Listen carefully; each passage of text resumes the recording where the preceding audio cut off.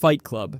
The moment in Fight Club where the fourth wall shatters isn't just clever, it's a technical flex. It happens when the narrator begins pointing out cigarette burns on the film, those small circles that used to signal real changes. As he explains what they are, a brief image of male genitalia flashes on screen exactly as he describes. This isn't accidental. Director David Fincher used it to show how Tyler's editing job at the theater gave him control over the film itself. It's not just a joke, it's a direct invasion of the viewer's experience. The narrator talks to the audience like they're in on his descent. Fincher's framing pulls you right out of the narrative and makes you feel like the movie's under attack from the inside. It mirrors Tyler's ideology, undermining structure, control, even the movie's physical form. The actual splice is less than 1/24th of a second long, but the impact lingers. This isn't just a wink, it's a full breakdown of the illusion. The fourth wall doesn't just crack, it collapses. It's a rare case where the technique perfectly matches the story's chaos. Fincher didn't just tell the audience they were being manipulated, he made them feel it. The Truman Show. The fourth wall break in The Truman Show is built into the entire story, but one moment hits harder than the rest. When Truman looks straight into the hidden camera in his bathroom mirror and draws a space helmet around his face, then speaks directly into it, it's not just funny, it's unsettling. He's unknowingly talking to millions, but the audience sees it as him trying to talk to himself. That mirror is rigged with a two-way screen, and he's breaking the barrier without even knowing it exists. What makes this moment so wild is that the character's not aware of the wall he's breaking, only the viewers are. Director Peter Weir sets it up as a normal morning routine, but Truman's glance is chilling.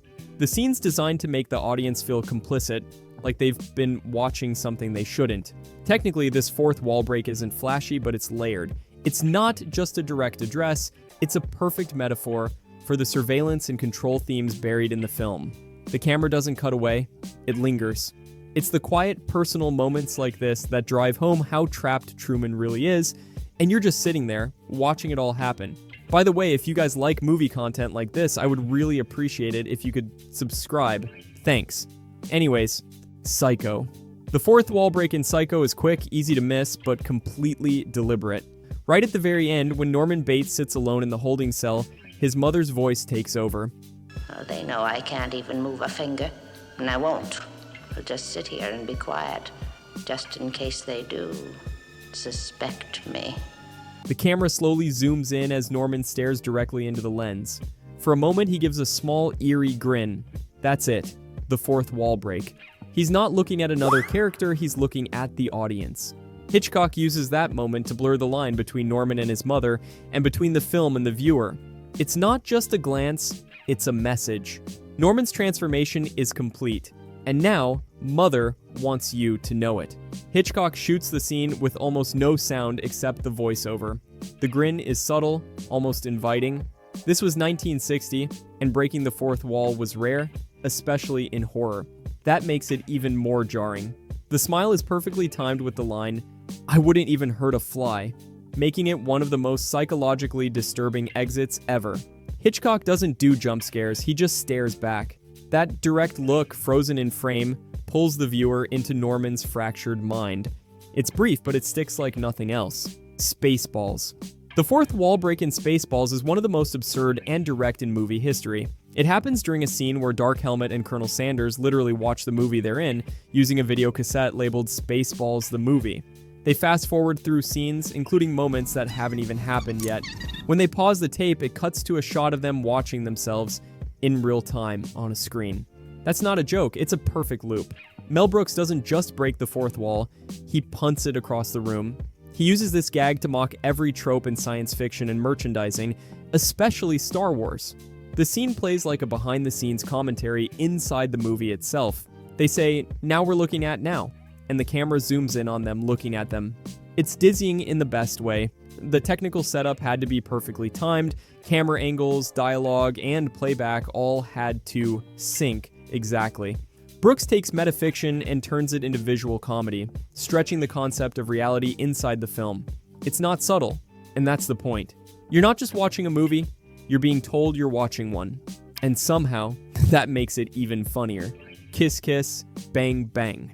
The fourth wall breaks in Kiss Kiss, Bang Bang are sharp, fast, and unapologetic, but the most direct one comes when Harry literally stops the movie to complain about bad storytelling. He turns to the camera and says the filmmakers forgot to wrap something up, so they're just going back to fix it. Come in on it, he insisted. I said, you gotta stay at home, but he doesn't listen, didn't I? Oh, Then the film actually rewinds. This isn't a blink and miss it moment, it's a full stop. Shane Black uses Harry's narration like a running commentary, but here, he pulls the viewer out of the story and drags them into the editing booth. Harry's annoyed, sarcastic, and fully aware that he's in a movie. He even points out cliches while they're happening. This specific break plays with film structure itself, tossing out the idea that the story has to follow any normal rules. The rewind gag isn't just funny, it's technically complex. The visual has to match the narrative interruption, and it does. It also adds to the film's tone, which is all about deconstructing noir without losing any of the chaos. Harry isn't just a character, he's the audience's inside man, and he's over it. That direct look into the camera is part warning, part shrug, and totally on purpose. A Clockwork Orange. The most direct fourth wall break happens right at the beginning, when Alex stares straight into the camera while sipping his Milk Plus. It's not casual, he's locked in, eyes wide, daring the viewer to follow him. This isn't just a look, it's an announcement. Stanley Kubrick opens the film by making the audience a participant. Alex's voiceover kicks in at the same time. It was me, that is Alex. Pulling you into his twisted perspective.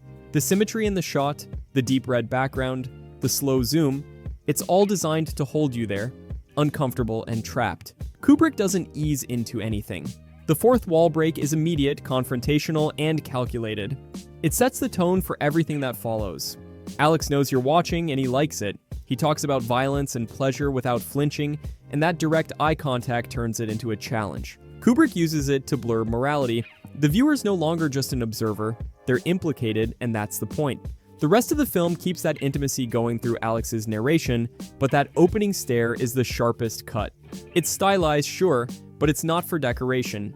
It's psychological. It says, this is the world. He's your guide. Good luck. Annie Hall. The standout fourth wall break hits early when Alfie Singer turns away from Diane Keaton, mid-conversation, and speaks directly to the audience. He starts venting about relationships, the meaning of life, and his own neuroses like he's talking to a therapist, except it's just the camera. On their first date, right? Probably met by answering an ad in the New York Review of Books. Woody Allen doesn't ease into it, he just stops the movie. The people around him freeze, but he keeps going, as if the audience has been sitting next to him the whole time. This isn't a small clever aside, it's a full-on monologue, and it happens multiple times. One scene even pulls in a real person from the crowd, a Columbia professor who backs up Alfie's argument, blurring fiction and reality. These breaks don't just add personality, they rewrite the rules. Allen uses them to break narrative flow, to make sure you never forget you're watching a constructed story. It's raw, unscripted energy, wrapped in rehearsed lines.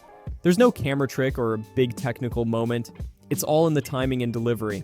Alfie isn't just narrating, he's involving the audience, letting them into his overthinking brain. It's awkward, funny, and completely intentional. He doesn't want to tell a love story, he wants you to understand why he can't. Ferris Bueller's Day Off.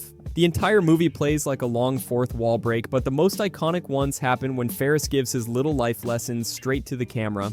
Early on, he walks the audience through how to fake being sick, complete with sound effects and visual cues. It's not a joke, it's a step-by-step tutorial.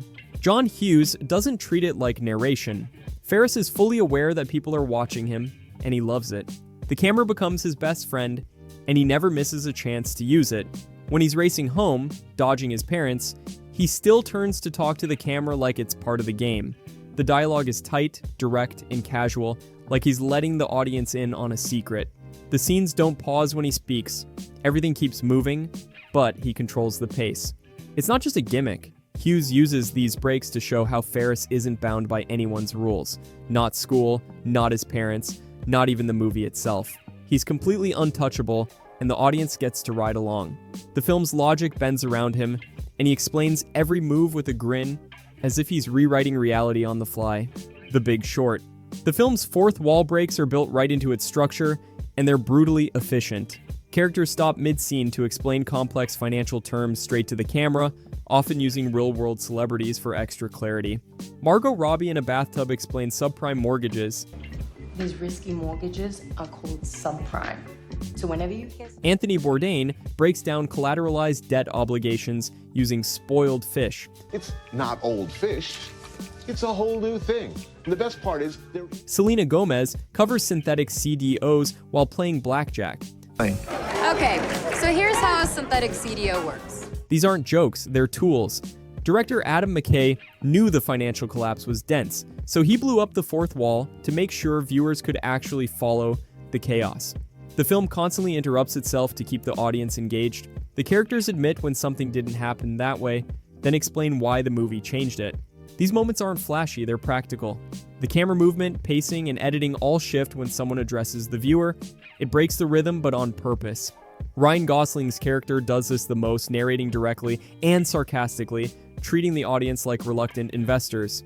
These breaks pull viewers out of the drama and shove them into reality. It's not about style, it's about clarity. The film wants you to understand exactly how everything fell apart, and it won't let you zone out while it's doing it. Wayne's World. The fourth wall breaks come fast and loud, and they're a huge part of why the movie works. Wayne and Garth talk to the audience constantly, as if the whole film's just an excuse to hang out. The most pointed break happens during the product placement scene. Wayne holds up a pizza box and casually explains how selling out doesn't affect artistic integrity, all while surrounded by ridiculously obvious brand logos. It's satire in its loudest form. Mike Myers and Dana Carvey don't just wink at the camera, they dive into it. They call out the plot, argue with the script, and even reject the movie's original ending. Then, they replay the climax with alternate endings like it's a choose-your-own-adventure. The best part is how normal it feels in this world. Breaking the fourth wall isn't a big moment, it's part of the rhythm. Wayne can be in the middle of a conversation and just spin to face the camera, as if the audience has always been part of the gang. And it's the choice of a new generation.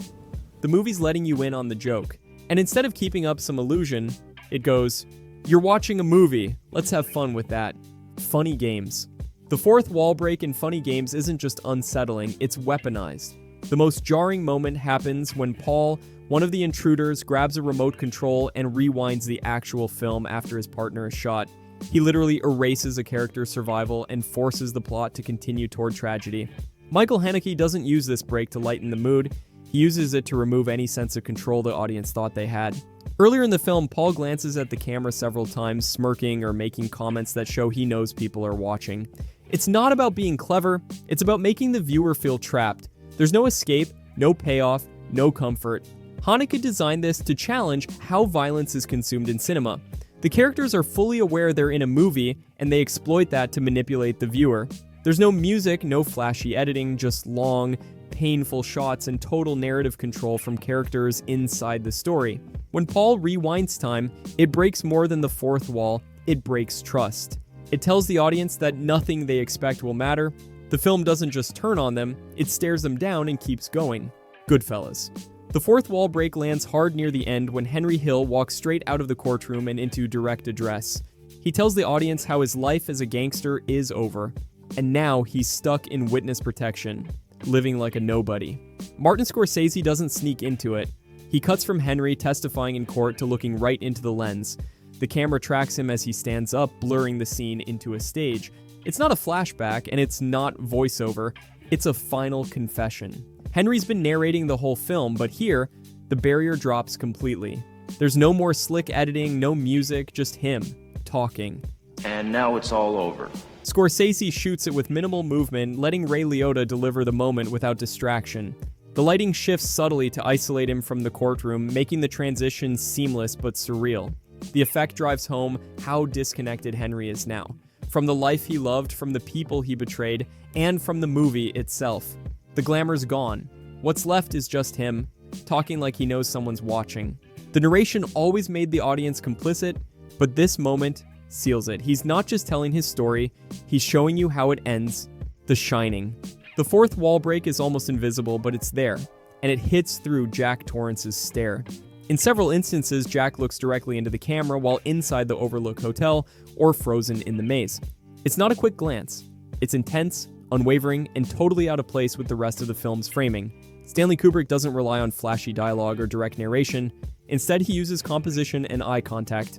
Jack Nicholson's expression isn't just madness, it's awareness. The stare feels like a challenge, like Jack knows he's being watched and wants to pull the audience into his descent.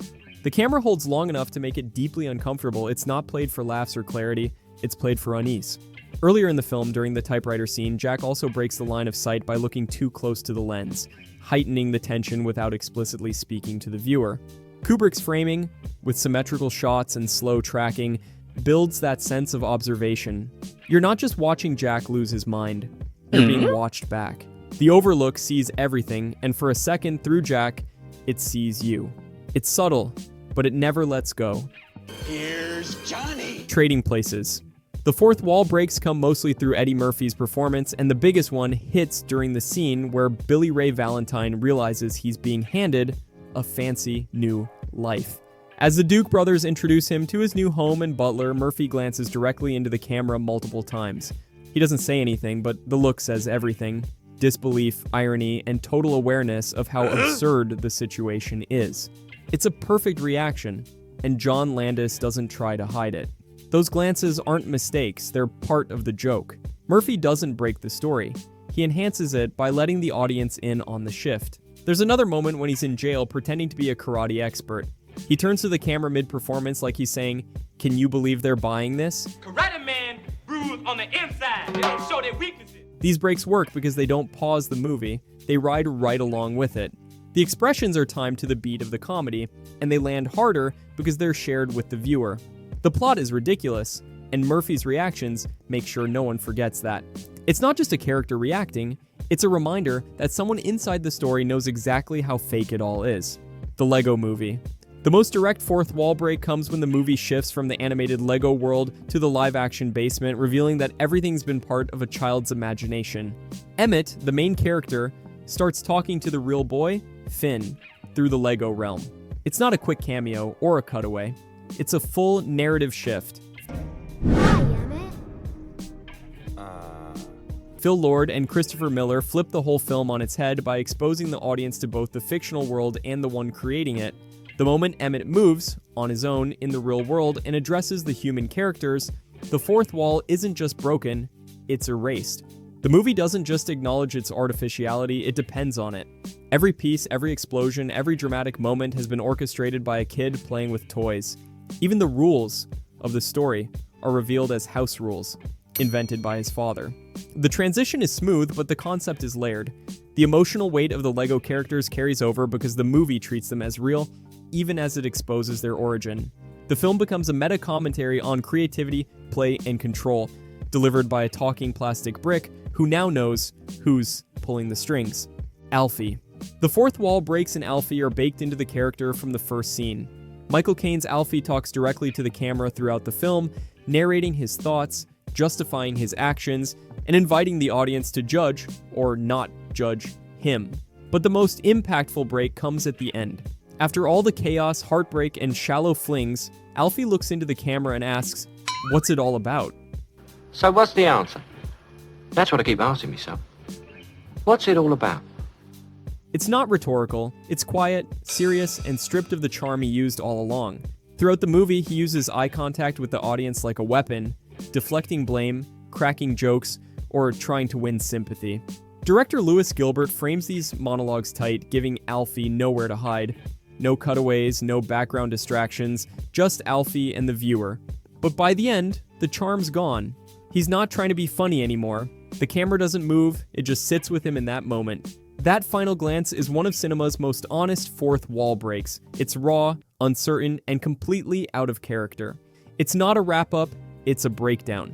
The guy who spent the whole movie narrating his life suddenly doesn't have anything left to say. Highfidelity. The fourth wall breaks in Highfidelity are constant and baked right into Rob's personality. He doesn't just narrate, he argues, explains, and vents directly to the camera like it's his therapist. The sharpest moment comes when he stops mid-breakup and turns to explain why it's happening, listing reasons like he's curating one of his famous top 5 lists. These aren't quick glances, these are full-on face-the-audience confessionals. Rob breaks down his relationships, music taste, and failings without flinching. Rejection, pain, misery, and loss. Did I listen to pop music because I was miserable? Stephen Frears keeps the camera tight on John Cusack's face, giving no space for distraction. It's direct and personal.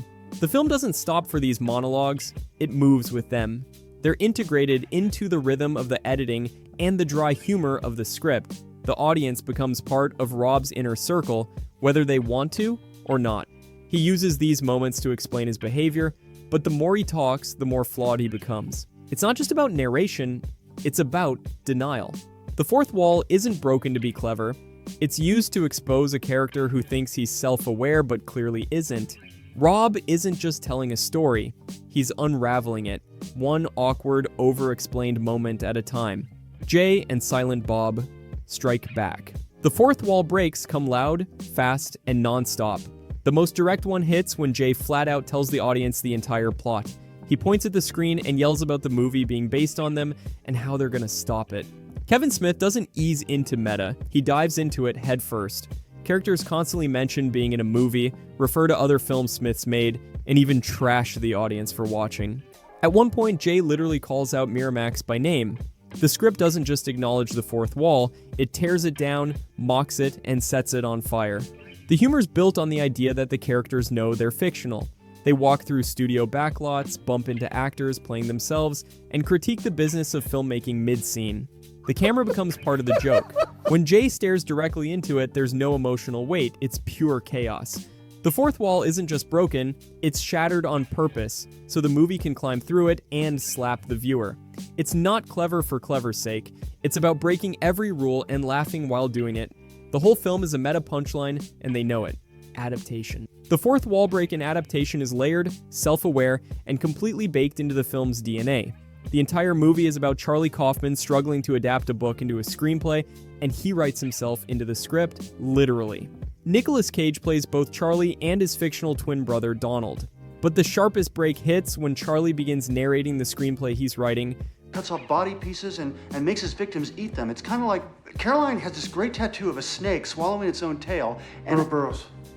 I don't know what that means. Which turns out to be the exact film the audience is watching. It loops in on itself. He describes the opening scene as it plays out, admitting how hard it is to start. That's not clever, it's structural disintegration. Director Spike Jonze uses these moments to blur reality and fiction so tightly, there's no line left to cross. The narration isn't commentary, it's part of the story collapsing. Charlie says things like, "I hate myself," or "This is a disaster," and it's not just emotional, it's screenplay notes spoken out loud. The script refers to real events, then twists them, then mocks itself for doing that. The audience doesn't just get included, they're forced into Kaufman's writer's block. It's not just a movie about a script, it becomes the script. The fourth wall breaks aren't moments, they're the entire premise. Barbie. The fourth wall break that slices through the narration happens during Barbie's emotional low point, when she tearfully says she doesn't feel pretty anymore. I'm not pretty anymore. It's a heavy, vulnerable moment, until the narrator suddenly cuts in and says, "Note to the filmmakers. Margot Robbie is not the best casting choice for this line. It's fast, dry, and brutal. Director Greta Gerwig uses it to call out the irony without undercutting the emotion. The line isn't played for laughs, it's played for awareness. Helen Mirren's voice doesn't soften or pause. It just drops the comment and moves on. That one sentence throws the audience out of Barbie's world and into the mechanics of Hollywood. It reminds viewers that they're watching a movie, one that knows exactly what it's doing. The fourth wall break is surgical. It doesn't stop the film. It just lifts the curtain for a second. The fact that the film calls attention to its own casting in the middle of a breakdown makes the moment more effective, not less. It's not mocking Barbie's pain, it's mocking the industry standard of beauty. The narrator doesn't let the film pretend, not even for a second, and that honesty hits harder than any perfect speech ever could. The Wolf of Wall Street. The sharpest fourth wall break comes when Jordan Belfort turns to the camera in the middle of a chaotic stock pitch and asks the audience, "You really want to know what we do?" Then he shrugs and says, "It doesn't matter, that's the entire philosophy of the movie right there." Was all this legal? Absolutely fucking not. Martin Scorsese doesn't use the break for sympathy. He uses it to show how deeply Jordan controls the narrative. He walks through scenes, explains scams, mocks the system, and keeps the camera locked on him the whole time. These breaks are polished, fast, and shameless. They're timed with the rhythm of the story, making the audience feel like they're part of the scam too. Jordan narrates while partying, cheating, and committing fraud, and every time he turns to speak directly, it's to maintain dominance. He knows he's being watched, and he's thriving on it. Even when things fall apart, the narration stays smug. The fourth wall isn't just broken, it's leaned on. Jordan's looking at you, daring you to judge him, while making sure you're entertained enough to let him off the hook. The movie isn't asking for forgiveness, it's asking if you're still laughing. American Psycho. The most chilling fourth wall break comes during Patrick Bateman's final monologue, when he turns and speaks directly to the audience. And I gain no deeper knowledge of myself. No new knowledge can be extracted from my telling. It's not subtle. His stare is fixed, detached, and mechanical. He says his confession has meant nothing, not to the people around him, and not even to himself. It's a direct appeal, not for sympathy, but for recognition. Throughout the film, Bateman's internal narration dominates, but this final break snaps the illusion wide open. Director Mary Herron uses this moment to erase any remaining distance between viewer and character. The lighting is cold, the background quiet, and Bateman's expression flat. His voice is calm, but the content is empty, nihilistic. He admits he's not real, at least not in the way the world understands. The audience isn't just hearing a confession. They're being pulled into the void of a man who has no identity, no consequence, no soul. The earlier moments of voiceover were manicured and sarcastic, but this one is stripped of flair. The fourth wall doesn't crack for effect, it crumbles under the weight of total detachment. There's no catharsis, no justice, no lesson, just a look into the camera and a quiet, horrifying nothing. Birdman. The fourth wall breaks in layers, but the most striking moment happens when Regan Thompson, fully costumed as Birdman, walks down a hallway and speaks directly to the camera. Guys, they're all sparkling. They love this shit. They love blood. They love action. Not this talky, depressing, philosophical bullshit. He mocks Hollywood, the audience, and the idea of authenticity. It's not just a glance, it's a rant aimed squarely at the viewer. Alejandro Gonzalez Iñárritu doesn't use it for laughs or ease. He uses it to crack open Regan's collapsing mind. The camera never cuts, it floats, locked into that single-shot illusion, making the break feel almost like a hallucination. Regan's breakdown is externalized, and the audience becomes part of it. Earlier, his voiceovers as Birdman feel internal, like guilt or delusion. But when he turns and faces us, it's not just mental, it's confrontational. He blames the audience for what he's become. The fourth wall doesn't just bend, it's blamed. The technical precision of the shot, no edits, tight framing, makes the moment feel unnervingly real. The film blurs what's imagined and what's performed, and this break slices right through that ambiguity. Regan's not asking for help. He's showing what it's cost to be watched and judged, and in that second, the audience isn't just watching the show, they're accused of writing it. Gremlins 2, the new batch. The wildest fourth wall break hits when the film appears to melt down in the middle of the runtime. The screen goes white, the image burns out, and it looks like the projector has broken. Then, suddenly, Hulk Hogan appears in a theater within the movie, being told the gremlins have taken over the projection booth. He yells at them, threatens to come up there, and the movie resumes after they back off. Elf, do you think the Grimsters can stand up to the Hulkster? Joe Dante doesn't just break the fourth wall, he obliterates it with a cartoon mallet. This moment isn't just self-aware, it's self-destructive. The film halts entirely, pretending it's being hijacked from inside the story. It's a meta-gag so absurd it folds in on itself. There's no narration or wink, it's full chaos, dropped straight into the middle of an already chaotic movie, and it works, because the movie's already unhinged. Earlier in the film, characters reference being in a sequel, mock studio notes, and critique the first movie directly. The Gremlins don't just break the rules, they shred the format. The Hulk Hogan scene is the loudest break, but it's just one of many. The entire film treats the audience like part of the joke, and no wall is safe. If you enjoyed this, I'm going to be posting a lot here. I would greatly appreciate it if you could subscribe. Thanks for watching, and see you next time.